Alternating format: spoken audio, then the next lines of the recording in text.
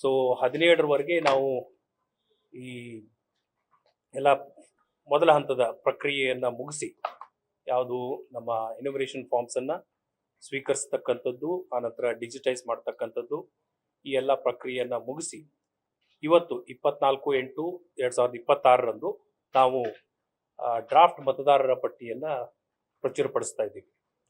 ಇದು ECI ವೆಬ್ಸೈಟಲ್ಲಿ, ಅಂದರೆ CO ವೆಬ್ಸೈಟಲ್ಲಿ, ನಮ್ಮ ಜಿಲ್ಲಾ DO ವೆಬ್ಸೈಟಲ್ಲಿ, ಆನಂತರ ERO ಅವರ ಕಚೇರಿಗಳಲ್ಲಿ, ಗ್ರಾಮ ಪಂಚಾಯತ್ಗಳಲ್ಲಿ, ತಾಲೂಕು ಆಫೀಸ್ಗಳಲ್ಲಿ ಎಲ್ಲ ಫೋರಮ್ಗಳಲ್ಲಿ ಕೂಡ ಇದನ್ನು ಮುಕ್ತವಾಗಿ ನಾವು ಪ್ರಚಾರವನ್ನು ಕೊಡ್ತಾ ಇದ್ದೀವಿ.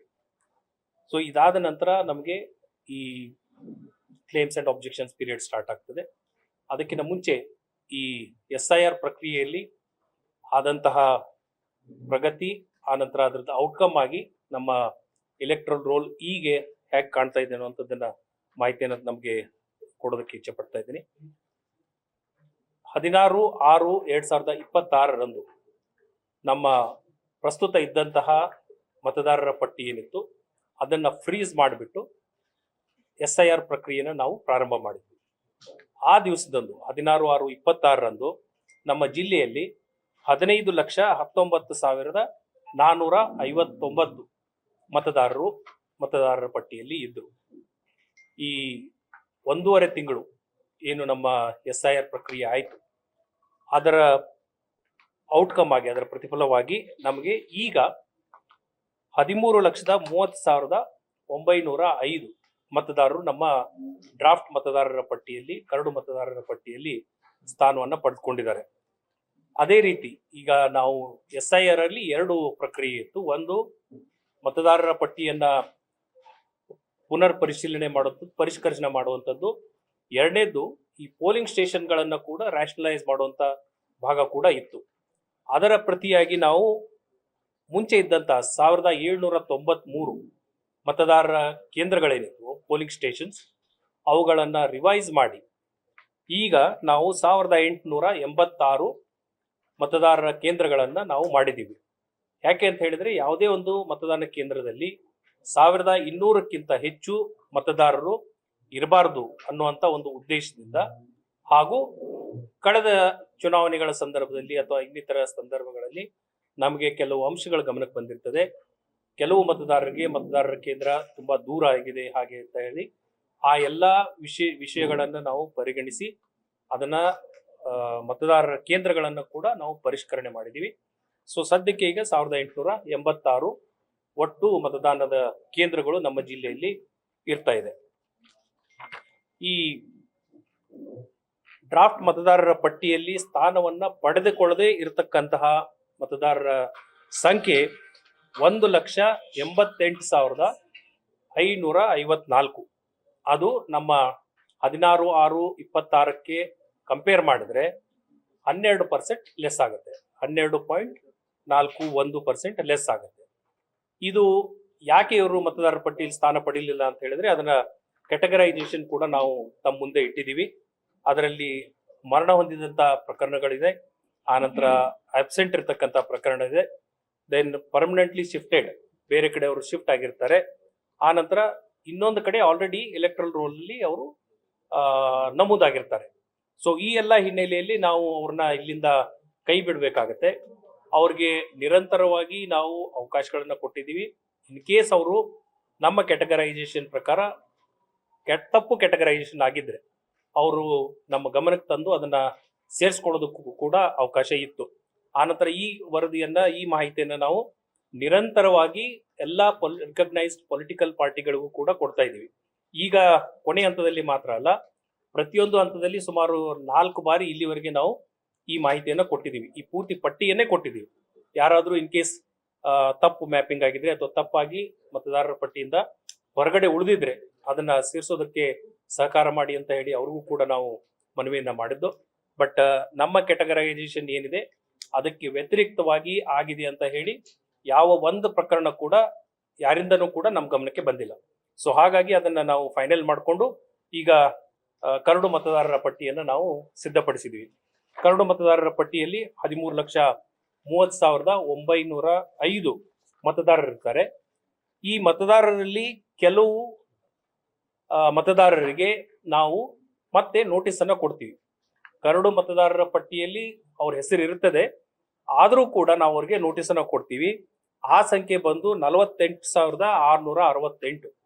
ಇದು ಯಾಕೆ ಅಂತ ಹೇಳಿದ್ರೆ, ಒಂದು ಈ ನೋ ಮ್ಯಾಪಿಂಗ್ ಆಗಿರ್ತಕ್ಕಂಥದ್ದು. ಯಾಕೆಂತ ಹೇಳಿದ್ರೆ ಎನ್ಯುಮರೇಷನ್ ಫಾರ್ಮ್ಸ್ ಅನ್ನ ಕೊಟ್ಟಂತ ಸಂದರ್ಭದಲ್ಲಿ ಮಾಹಿತಿಯನ್ನ ಫಿಲ್ ಮಾಡೋದಲ್ದೇನೆ 2002ರಲ್ಲಿ ತಮ್ಮ ಮಾಹಿತಿ ಆಗಿರ್ಬೋದು ಅಥವಾ ಆ ಸಂದರ್ಭದಲ್ಲಿ ಪರ್ಟಿಕ್ಯುಲರ್ ಮತದಾತನ ಆಗಿರದೇ ಇದ್ದಿದ್ರೆ ಅವರ ತಂದೆ ತಾಯಿ ಅಥವಾ ತಾತ ಅಜ್ಜಿ ಅವರ ಮಾಹಿತಿಯನ್ನು ಕೊಡಬೇಕಾಗಿರ್ತದೆ. ಸೊ ಇದಕ್ಕೆ ನಾವು ಪ್ರೊಜಿನಿ ಮ್ಯಾಪಿಂಗ್ ಅಥವಾ ಸೆಲ್ಫ್ ಮ್ಯಾಪಿಂಗ್ ಅಂತ ಹೇಳ್ತೀವಿ. ಇದನ್ನ ಮಾಡದೇ ಇದ್ದಂತ ಪ್ರಕರಣಗಳಲ್ಲಿ ಅದು 15,164 ಇದೆ. ಸೊ ಈ ಪ್ರಕರಣಗಳಲ್ಲಿ ಏನಾಗಿರ್ತದೆ ಅಂತ ಹೇಳಿದ್ರೆ, ಒಂದು ಅವರು ಈ ಎನ್ಯುಮರೇಷನ್ ಫಾರ್ಮ್ಸ್ ಅಲ್ಲಿ ಸೀಮಿತ ಮಾಹಿತಿಯನ್ನು ಕೊಟ್ಟು ಮ್ಯಾಪಿಂಗ್ ಡೇಟಾವನ್ನ ಫಿಲ್ ಮಾಡದೆ ಸೈನ್ ಮಾಡಿ ಕೊಟ್ಟಿರ್ತಾರೆ. ಅಥವಾ ಇನ್ನೂ ಎಕ್ಸ್ಟ್ರೀಮ್ ಕೇಸ್ ಹೇಳೋದಾದ್ರೆ, ನಾವು ಎನ್ಯುಮರೇಷನ್ ಫಾರ್ಮ್ ಏನು ಕೊಟ್ಟಿದೀವಿ ಅದರಲ್ಲಿ ಏನು ಫಿಲ್ ಮಾಡದೆ ಕೇವಲ ಸೈನ್ ಮಾಡಿ ಕೊಟ್ಟಿದ್ರು ಕೂಡ ಅವ್ರ ಹೆಸರು ಇಲ್ಲಿ ಬಂದಿರ್ತದೆ. ಸೊ ಇಂಥವ್ರಿಗೆ ನಾವು 15,000 ಜನರಿಗೆ ಮಾಹಿತಿಯನ್ನ ಕೋರಿ ನೋಟಿಸ್ ಅನ್ನ ಕೊಡ್ತೀವಿ. ಅವರು ಈಗ ಮತ್ತೆ 2002ರ ಮ್ಯಾಪಿಂಗ್ ಪ್ರಕ್ರಿಯೆಗೆ ಒಳಪಡಬೇಕಾಗತ್ತೆ. ಅವರು ಅದು 2002ರಲ್ಲಿ ಅವರು ಮತದಾರರಾಗಿದ್ರೆ ಎಲ್ಲಿ ಏನು ಅಂತ ಆ ಮಾಹಿತಿಯನ್ನ ಕೊಡ್ಬೇಕಾಗತ್ತೆ. ಅವರ ಮತದಾರರಾಗದೇ ಇದ್ದಿದ್ರೆ ನಾನು ಹೇಳಿದಾಗೆ ಅವರ ಸಂಬಂಧಿಕರ ತಂದೆ ತಾಯಿ ತಾತ ಮತ್ತು ಅಥವಾ ಅಜ್ಜಿ, ಈ 4 ಜನರದ್ದು ಮಾತ್ರ ಇವ್ರ ಮಾಹಿತಿಯನ್ನ ಕೊಡೋದಕ್ಕೆ ಅವಕಾಶ ಇರ್ತದೆ. ನವೀಕರಣವನ್ನ ಅಥವಾ ಹೆಚ್ಚುವರಿ ದಾಖಲೆಯನ್ನ ಕೊಡಬೇಕು ಅನ್ನುವಂಥದ್ದು ಕಷ್ಟ ಆಗ್ತದೆ. ಸೊ ಆ ಹಿನ್ನೆಲೆಯಲ್ಲಿ ನಾವು 2 ಕ್ರಮಗಳನ್ನ ಕೈಗೊಂಡಿದ್ದೀವಿ. ಒಂದು, ನಗರ ಪ್ರದೇಶಗಳಲ್ಲಿ ಪ್ರತಿಯೊಂದು ವಾರ್ಡ್ ಅಲ್ಲಿ ಒಬ್ಬ AERಗಳನ್ನ ಕೊಡೋದಕ್ಕೆ. ಆನಂತರ ಗ್ರಾಮೀಣ ಪ್ರದೇಶಗಳಲ್ಲಿ ಪ್ರತಿಯೊಂದು ಗ್ರಾಮ ಪಂಚಾಯತಿಯಲ್ಲಿ ಒಂದು AERO ಬಂದು ಅಲ್ಲಿ ವಿಚಾರಣೆಯನ್ನ ಮಾಡುವಂತ ಕೆಲಸಗಳನ್ನ ಮಾಡ್ತಾರೆ. ಸೊ ಗ್ರಾಮ ಪಂಚಾಯತಿ ಅಂತ ಬಂತು ಅಂತ ಹೇಳಿದ್ರೆ, ಒಂದು ಗ್ರಾಮ ಪಂಚಾಯತಿಗೆ 4ರಿಂದ 5, 6, 7 ಈ ರೀತಿ ಹಳ್ಳಿಗಳು ಇರಬಹುದು. ಸೊ ಅದರ ಬೇಸಿಸ್ ಮೇಲೆ ನಾವು ಅಷ್ಟು ಮತದಾರರಿಗೆ ಏನು ಇನ್ಕನ್ವೀನಿಯನ್ಸ್ ಇದೆ ಅದನ್ನ ರಿಡ್ಯೂಸ್ ಮಾಡೋದಕ್ಕೆ ಪ್ರಯತ್ನಗಳನ್ನ ಮಾಡಿದೀವಿ. ಸೊ ಈ ಹಿನ್ನೆಲೆಯಲ್ಲಿ ನಾವು ಅನಾಲಿಸಿಸ್ ಕೂಡ ಮಾಡಿದೀವಿ. ಯಾಕೆಂತ ಹೇಳಿದ್ರೆ 48,000 ಏನಿದೆ ಅದನ್ನ ನಾವು 2 ತಿಂಗಳ ಅವಧಿಯಲ್ಲಿ ವಿಚಾರಣೆ ಮಾಡಿ ಅಂತಿಮ ತೀರ್ಮಾನಕ್ಕೆ ಬರಬೇಕಾಗತ್ತೆ. ಸೊ ಈ ಹಿನ್ನೆಲೆಯಲ್ಲಿ ನಾವು 277 ಏನು ಅಡಿಷನಲ್ AERO ಮಾಡಿದೀವಿ. ಅವ್ರಿಗೆ ಪ್ರತಿಯೊಬ್ಬರಿಗೂ ಎಷ್ಟು ನೋಟಿಸ್ ಬರುತ್ತೆ ಅಥವಾ ಎಷ್ಟು ವಿಚಾರಣೆಯನ್ನ ಮಾಡಬೇಕಾಗತ್ತೆ ಅನ್ನುವಂಥದ್ದನ್ನು ಕೂಡ ನಾನು ಲಾಸ್ಟ್ ಕಾಲಮ್ ಅಲ್ಲಿ ಕೊಟ್ಟಿದ್ದೀನಿ. ಮ್ಯಾಕ್ಸಿಮಮ್ ಇರ್ತಕ್ಕಂಥದ್ದು ನಮ್ಮ ಶಿವಮೊಗ್ಗದಲ್ಲಿ 284 ಒಬ್ಬ AERO.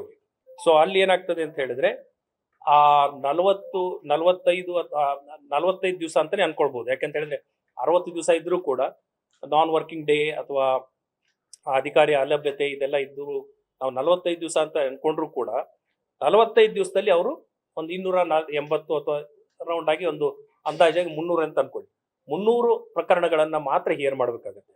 ಸೊ ಈ ಹಿನ್ನೆಲೆಯಲ್ಲಿ ನಾವು ಆದಷ್ಟು ನಮ್ಮ AERಗಳಿಗೂ ಕೂಡ ಜಾಸ್ತಿ ಒತ್ತಡ ಇಲ್ಲದೆ, ಆನಂತರ ಮತದಾರರಿಗೆ ಹೆಚ್ಚಿನ ಇನ್ಕನ್ವೀನಿಯನ್ಸ್ ಆಗದೆ ಈ ವಿಚಾರಣಾ ಪ್ರಕ್ರಿಯೆಯನ್ನ ಮುಗಿಸ್ಬೇಕು ಅನ್ನುವಂತ ಉದ್ದೇಶವನ್ನ ಹೊಂದಿದ್ದೀವಿ. ನಾವು ಇಡೀ ಜಿಲ್ಲೆಯಾದ್ಯಂತ 356 ಸಂಘಗಳನ್ನ ನಾವು ಮಾಡಬೇಕಾಗಿದೆ.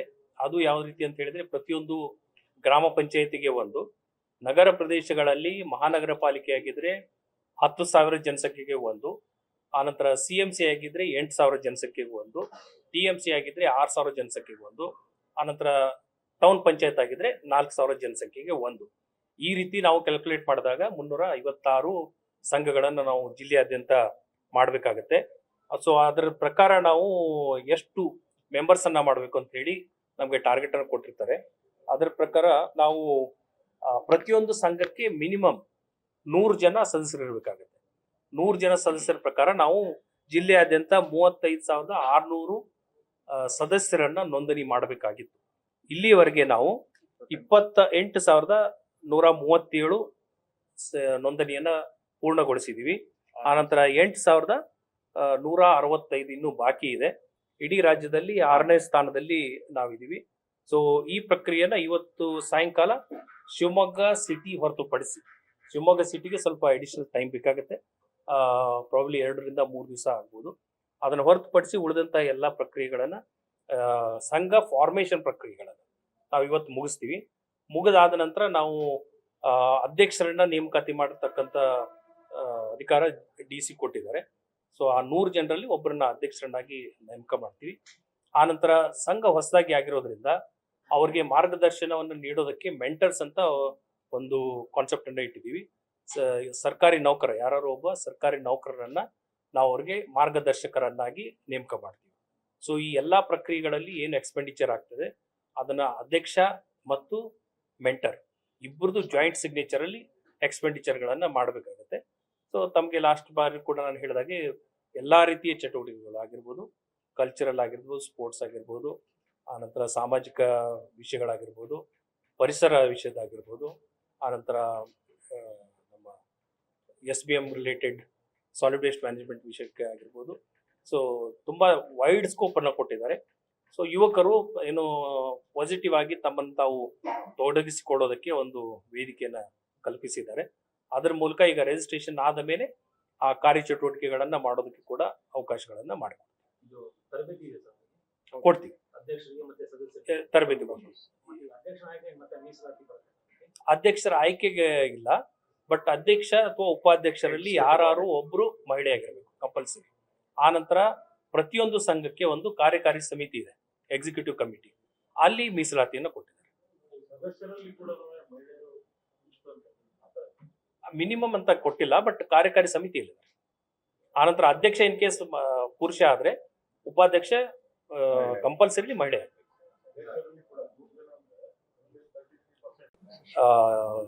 ಅಧಿವೇಶನ ನಡೀತಾ ಇರೋದ್ರಿಂದ ನಾವು ಪ್ರೋಗ್ರಾಮ್ ಅನ್ನು ಚಾಕ್ ಮಾಡಿ ಇಟ್ಕೊಂಡಿದೀವಿ, ಯಾವ ರೀತಿ ಮಾಡ್ಬೇಕಂತ ಹೇಳಿ. ಮುಂದಿನ ತಿಂಗಳಿಂದ ಸೆಪ್ಟೆಂಬರ್ ಇಂದ ಅದನ್ನ ಜಾರಿಗೆ ತರ್ತೀವಿ. ಅದರಲ್ಲಿ ಶನಿವಾರ, ಪ್ರತಿ ಶನಿವಾರ, ಮೊದಲನೇ ಶನಿವಾರ, ಎರಡನೇ ಶನಿವಾರ, 3 ಮತ್ತೆ 4 ಈ ರೀತಿ ಇದೆ. ಅದರಲ್ಲಿ ಮೊದಲನೇ ಶನಿವಾರ ಮತ್ತು 3ನೇ ಶನಿವಾರ ಜಿಲ್ಲಾ ಉಸ್ತುವಾರಿ ಸಚಿವರ ಅಧ್ಯಕ್ಷತೆಯಲ್ಲಿ ತಾಲೂಕಾ ಮಟ್ಟದಲ್ಲಿ ಮುಗಿಸ್ಕೊಳ್ಬೇಕು. ಆ ನಂತರ ತಾಲೂಕು ಮಟ್ಟ ಮುಗಿದ ನಂತರ ಹೋಬಳಿ ಮಟ್ಟಕ್ಕೆ ಹೋಗುತ್ತೆ. ಅದೇ ರೀತಿ 2 ಮತ್ತು 4ನೇ ಶನಿವಾರ ಅದು ಜಿಲ್ಲಾಧಿಕಾರಿ ಮತ್ತು ಸ್ಥಳೀಯ ಶಾಸಕರ ಅಧ್ಯಕ್ಷತೆಯಲ್ಲಿ ನಡೀತದೆ. ಅವ್ರಿಗೂ ಕೂಡ ಮ್ಯಾಂಡೇಟ್ ಇರತಕ್ಕಂಥದ್ದು ಹೋಬಳಿ ಮಟ್ಟದಲ್ಲಿ. ಆ ನಂತರ ಕೊನೆಗೆ ಗ್ರಾಮ ಪಂಚಾಯತಿ, ಯಾಕಂದ್ರೆ ಹೋಬಳಿ ಮಟ್ಟ ಕೇಸ್ ಎಲ್ಲ ಕವರ್ ಆಯ್ತು ಅಂದ್ರೆ ಆ ನಂತರ ಗ್ರಾಮ ಪಂಚಾಯತಿ ಮಟ್ಟಕ್ಕೂ ಹೋಗ್ಬೇಕು ಅಂತ ಇದೆ. ಸೊ ಈ ರೀತಿ ಪ್ಲಾನ್ಗಳನ್ನ ಹಾಕಿಕೊಟ್ಟಿದ್ದಾರೆ. ಇದನ್ನ ಬರುವ ಸೆಪ್ಟೆಂಬರ್ ಫಸ್ಟ್ ಸ್ಯಾಟರ್ಡೆಯಿಂದ ನಾವು ಪ್ರಾರಂಭ ಮಾಡ್ತೀವಿ. ಹೌದು. ಫಾಲೋ ಅಪ್ ಮಾಡೋದಕ್ಕೆ ಇಲ್ಲಿ ಇಂಟಿಗ್ರೇಟೆಡ್ ಸಿಸ್ಟಮ್ ಅನ್ನ ಡೆವಲಪ್ ಮಾಡಿದ್ದಾರೆ. ಮುಂಚೆ ಏನಾಗ್ತಿತ್ತು, ನಾವು ಕಳೆದ ಬಾರಿ ಬೇರೆ ಜಿಲ್ಲೆಗಳಲ್ಲಿ ನಾನು ಇದ್ದಂತ ಸಂದರ್ಭದಲ್ಲಿ ಅಲ್ಲೂ ಕೂಡ ನಾವು ಜನಸ್ಪಂದನ ಅಥವಾ ಬೇರೆ ಬೇರೆ ಜಿಲ್ಲಾಧಿಕಾರಿ ನಡೆ ಹಳ್ಳಿ ಕಡೆ ಅಂತ ಈಗ ಒಂದು ಕಾನ್ಸೆಪ್ಟ್ ಇತ್ತು. ಅಂಥದ್ದೆಲ್ಲ ಮಾಡುವಾಗ ನಾವು ಮ್ಯಾನ್ಯುಯಲ್ ಆಗಿ ಎಂಟ್ರಿ ಮಾಡ್ಕೊಳ್ತಿದ್ವಿ. ಆನಂತರ ಲೋಕಲ್ ಆಗಿ ನಾವು ಸರ್ವರ್ ಅಲ್ಲಿ ಮಾಹಿತಿನ ಇಟ್ಕೊಂಡು ಅದನ್ನ ಪ್ರೊಸೆಸ್ ಮಾಡ್ತಾ ಇದ್ವಿ. ಇಲ್ಲಿ ಏನಾಗುತ್ತೆ, ಇಂಟಿಗ್ರೇಟೆಡ್ ಪ್ಲಾಟ್ಫಾರ್ಮ್ ಅನ್ನ ಕೊಟ್ಟಿದ್ದಾರೆ. IPGRS ಅಲ್ಲೇ ಎಂಟ್ರಿ ಮಾಡಬೇಕು. ಆನಂತರ ಪ್ರತಿಯೊಂದು ಅಪ್ಲಿಕೇಶನ್ಗೆ ಸಕಾಲ ಅನ್ವಯ ಆಗುತ್ತೆ. ಯಾವ ಸಕಾಲದಲ್ಲಿ ಟೈಮ್ ಲೈನ್ ಗಳನ್ನು ಏನ್ ಫಿಕ್ಸ್ ಮಾಡಿದ್ದಾರೆ ಅದೇ ಟೈಮ್ ಲೈನ್ ಅಲ್ಲಿ ಅದರದ್ದು ವಿಲೇವಾರಿ ಕೂಡ ಮಾಡಬೇಕಾಗುತ್ತೆ. ಬಟ್ ಕೆಲವು ಏನಿರ್ತವೆ, ಫಾರ್ ಎಕ್ಸಾಂಪಲ್ ನಾವು ಬೇರೆ ಸಂದರ್ಭಗಳಲ್ಲಿ ನೋಡಿದಾಗ ನಿವೇಶನ ಬೇಕು, ಮನೆ ಬೇಕು ಅಂತ ಈ ರೀತಿ ಅರ್ಜಿಗಳು ಬರ್ತವೆ. ಸೊ ಅದಕ್ಕೆ ಹೆಚ್ಚಿನ ಸಮಯಾವಕಾಶ ಬೇಕಾಗತ್ತೆ. ಸೊ ಅಂತ ಪ್ರಕರಣಗಳನ್ನ ವಿಶೇಷವಾಗಿ ಪರಿಗಣಿಸೋಕ್ಕೂ ಕೂಡ ಅವಕಾಶ ಇರ್ತದೆ.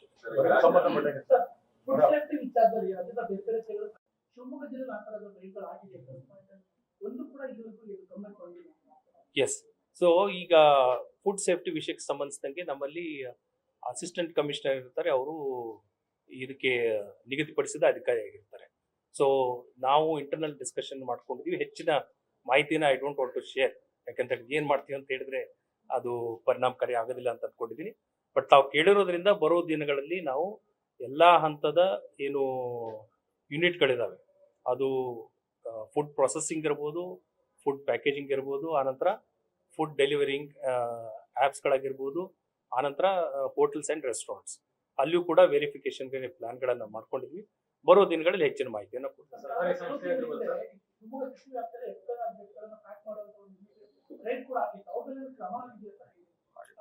ನನಗೆ ಗೊತ್ತಿಲ್ಲ, ನಾನು ತಿಳ್ಕೊಂಡೆ. ಎಲ್ಲವೂ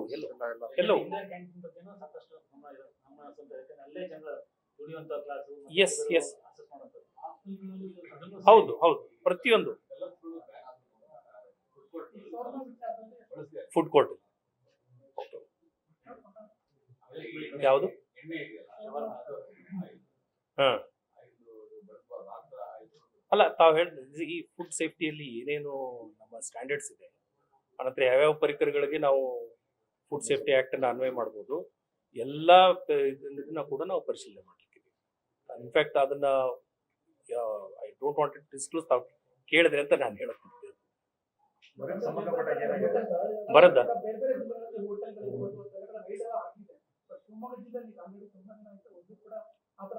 ಇಲ್ಲ ಮಾಡ್ತೀವಿ. ಎಸ್, ಇದು ಬರದ್ದು ಕೇಳ್ತಾ ಇರ್ತಾವೆ. ಬರದ್ದು ನಮ್ಗೆ ಈ ಪ್ಯಾರಾಮೀಟರ್ಸ್ ಪ್ರಕಾರ ಭದ್ರಾವತಿ ತಾಲೂಕ ನಮ್ಗೆ ಗ್ರೌಂಡ್ ಟ್ರೂತಿಂಗ್ಗೆ ಅವಕಾಶವನ್ನ ಕೊಟ್ಟಿದ್ರು. ಬರವನ್ನ ನಾವು 2 ವಿಧಗಳಲ್ಲಿ ವಿಂಗಡಣೆ ಮಾಡ್ತಾರೆ. ಒಂದು 60% ಕಿಂತ ಹೆಚ್ಚು ಡೆಫಿಸಿಟ್ ಆಗಿರಬೇಕು ಮಳೆ ಪ್ರಮಾಣ, ಹಾಗೂ ಕಂಟಿನ್ಯೂಸ್ ಆಗಿ 3 ವಾರಗಳ ಡ್ರೈ ಸ್ಪೆಲ್ ಅಂತ ಹೇಳ್ತೀವಿ. ಅಷ್ಟು ಮಳೆ ಬರದೇ ಇರತಕ್ಕಂತ ಪ್ರಕರಣಗಳ ಇದ್ದಂತ ಸಂದರ್ಭದಲ್ಲಿ ಆನಂತರ ನಮ್ಮ ರಾಜ್ಯ ಸರ್ಕಾರ ಇನ್ನೂ ಹೆಚ್ಚಿನ ಪ್ಯಾರಾಮೀಟರ್ಗಳನ್ನ ಪರಿಗಣಿಸಿ ಟೋಟಲ್ 152 ಅಂತ ಅನ್ಕೊಂಡಿದ್ದೆ, ಎಕ್ಸಾಕ್ಟ್ ನಂಬರ್ ನೆನಪಿಲ್ಲ, ಅಷ್ಟು ತಾಲೂಕುಗಳಲ್ಲಿ 176 ಜಸ್ಟ್ 112 ಅನ್ಸುತ್ತೆ, ಅಷ್ಟು ತಾಲೂಕುಗಳಲ್ಲಿ ಗ್ರೌಂಡ್ ಟ್ರೂತಿಂಗ್ ಕೆಲಸಗಳನ್ನ ಮಾಡೋದಕ್ಕೆ ಹೇಳಿದ್ರು. ಗ್ರೌಂಡ್ ಟ್ರೂತಿಂಗ್ ಅಂತ ಹೇಳಿದ್ರೆ ನಾವು ಅಡಿಷನಲ್ ಆಗಿ ಸಪೋರ್ಟ್ ಎವಿಡೆನ್ಸ್ ಅನ್ನು ಕೊಡಬೇಕಾಗುತ್ತೆ. ದಟ್ ಇಲ್ಲಿ ನಮ್ಗೆ ಬರ ಪರಿಸ್ಥಿತಿ ಇದೆ, ಸೊ ಭೂಮಿಯ ತೇವಾಂಶದ ವಿಷಯ ಆಗಿರ್ಬೋದು, ಅನಂತರ ಗ್ರೀನ್ ಕವರ್ ಇರ್ಬೋದು, ಬೆಳೆಯ ವಸ್ತುಸ್ಥಿತಿ ಇರ್ಬೋದು, ಇದುಗಳನ್ನ ನಾವು ಮಾಹಿತಿಯನ್ನು ಕೊಡ್ಲಿಕ್ಕಿತ್ತು. ನಮ್ಮಲ್ಲಿ ಕೇವಲ ಭದ್ರಾವತಿ ತಾಲೂಕು ಮಾತ್ರ ಅದಕ್ಕೆ ಕ್ವಾಲಿಫೈ ಆಗಿತ್ತು. ಗ್ರೌಂಡ್ ಟ್ರೂತಿಂಗ್ ಅನ್ನ ಮಾಡಿದೀವಿ. ಆನಂತರ ಮುಂದಿನ ಪ್ರಕ್ರಿಯೆಯನ್ನು ಬರೋ ದಿವಸಗಳಲ್ಲಿ, ಯಾಕಂತ ಹೇಳಿದ್ರೆ ಅದರ ಮೆಮೊರಂಡಮ್ ಅಲ್ಲಿ ಇಲ್ಲಿ ಗ್ರೌಂಡ್ ಟ್ರೂತಿಂಗ್ ಅಲ್ಲಿ ಅದು ಕ್ವಾಲಿಫೈ ಆಗಬೇಕು. ಯಾಕಂದ್ರೆ ನಾವು ಕ್ವಾಲಿಫೈ ಏನು ಯೂಶಲಿ ಅದನ್ನ ಫೋಟೋ ಮೂಲಕ ತಗೊಳ್ತೀವಿ. ಫೋಟೋ ತೆಗೆದುಕೊಂಡಂತ ಸಂದರ್ಭದಲ್ಲಿ ಅದು ಎಸ್ಟಾಬ್ಲಿಷ್ ಆಗಬೇಕು. ಸೊ ಅದು ಎಸ್ಟಾಬ್ಲಿಷ್ ಆಯ್ತು ಅಂತ ಹೇಳಿದ್ರೆ ದೆನ್ ಅದನ್ನ ಫೈನಲ್ ಲಿಸ್ಟ್ ತಗೊಳ್ತಾರೆ. ಫೈನಲ್ ಲಿಸ್ಟ್ ತೆಗೆದುಕೊಂಡಾದ್ಮೇಲೆ ಅದನ್ನ ಕೇಂದ್ರ ಸರ್ಕಾರಕ್ಕೆ ಏನು ಮೆಮೊರಂಡಮ್ ಕೊಡ್ತಾರೆ, ಅದರಲ್ಲಿ ಅದು ಸೇರುತ್ತೆ. ಸೊ ಈ ಪ್ರಕ್ರಿಯೆಯಲ್ಲಿ ಕೇವಲ ಇಲ್ಲಿವರೆಗೆ ನಾವು ಗ್ರೌಂಡ್ ಟ್ರೂತಿಂಗ್ ಮಾಡಿದ್ವಿ.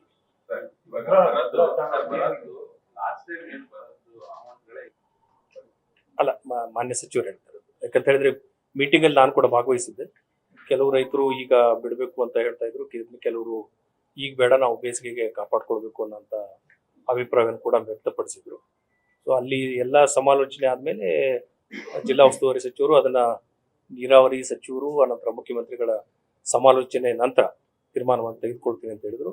ಮಾಧ್ಯಮದಲ್ಲಿ ತಾವು ಕೂಡ ಹೇಳಿದ್ರೆ ಇವತ್ತು ಪ್ರಾಬಬ್ಲಿ ಆ ಡಿಸಿಷನ್ ಅನ್ನ ಮಾಡ್ತಾರೆ ಅಂತ ಅನ್ಕೊಂಡಿದ್ದೆ. ಹೌದು, 2 ರೀತಿನೂ ಇದೆ. ಆ ಮೀಟಿಂಗ್ ಅಲ್ಲಿ ಕೂಡ 2 ರೀತಿಯ ಭಾವನೆಗಳು ಕೂಡ ವ್ಯಕ್ತ ಆಗಿದೆ. 2 ದಾವಣಗೆರೆಯಿಂದ 2 ರೀತಿ.